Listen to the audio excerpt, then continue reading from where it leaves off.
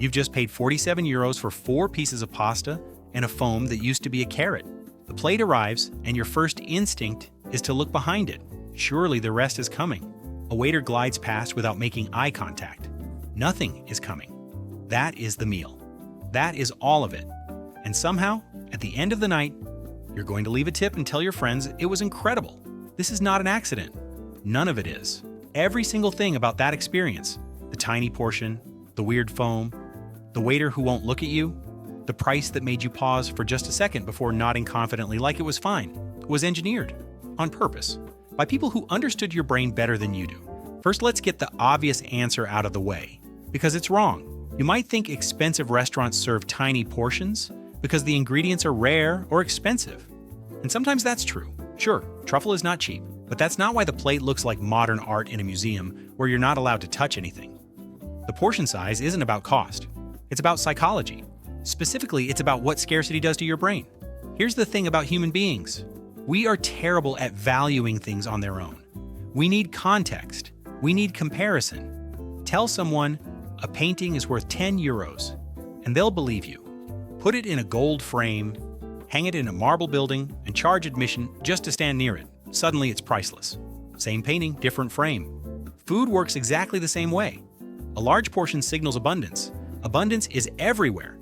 Abundance is the supermarket, the buffet, the place where you pay 12 euros and eat until you need to lie down. Abundance is fine. Nobody brags about abundance. But scarcity? Scarcity signals that something is rare, and rare means valuable. And valuable means you're the kind of person who can access valuable things.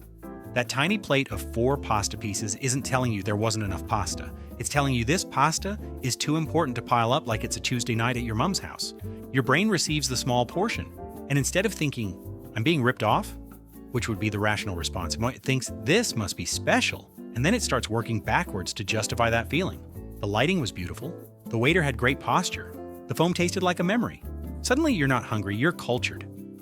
This is called the expensive equals good bias, and it is one of the most studied and most exploited ideas in consumer psychology. A wine tastes better when you're told it costs more. A painkiller works harder when it's a brand name. And 4 pieces of pasta become the best pasta of your life when they arrive alone on a plate the size of a small continent. But the portion is only the beginning, because expensive restaurants aren't just selling food, they're selling a story. And every single detail of that story is calculated. Have you ever noticed that really expensive restaurants don't put currency symbols next to the prices? It just says 47, not 47 euros, just 47. Floating there, disconnected from the concept of money entirely. This is deliberate. The moment you see a currency symbol, your brain switches into spending mode. It starts calculating, comparing, feeling the loss of parting with money. Remove the symbol, and suddenly, 47 is just a number, a score, a completely abstract concept that has nothing to do with the contents of your wallet. And then there's the menu itself. Studies show that the more options a menu has, the less prestigious a restaurant feels. McDonald's has 50 items. A Michelin star restaurant has 6, not because they can only cook 6 things and because limitation signals mastery. A chef who only makes 6 dishes has devoted their entire existence to those 6 dishes. A chef who makes 50 is just trying to keep everyone happy. You don't want happy, you want transcendence. You want 4 pasta pieces and an existential experience? The room is doing things to you too. The lighting is dim. Not romantic, specifically dim enough that you can't fully see your plate, which means you can't fully calculate how small it is. The tables are spaced far apart because proximity to other people is cheap, and space is a luxury. The music, if there is any, is slow because slow music makes you eat slowly, and eating slowly makes you feel fuller than you are. And feeling fuller than you are means you leave satisfied despite having consumed approximately 400 calories across 3 courses and a foam. And the waiter who won't quite meet your eye, the waiter who describes the dish for 45 seconds using words you don't fully understand and a tone that suggests you should. That waiter is not being rude. That waiter is giving you status. Because being served by someone confident and slightly intimidating makes you feel like you're somewhere that not everyone gets to be. Exclusivity. Again, always exclusivity.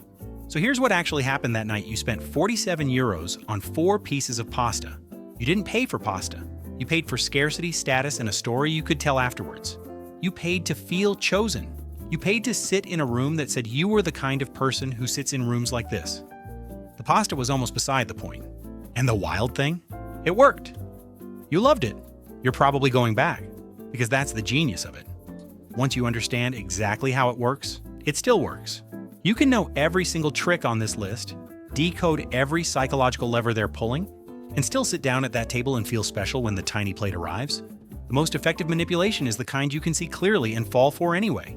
So next time you're at a fancy restaurant, staring at 4 pieces of pasta on a plate the size of a small moon, foam slowly dissolving in the corner, just know that somewhere, a very smart person designed this exact moment specifically for you.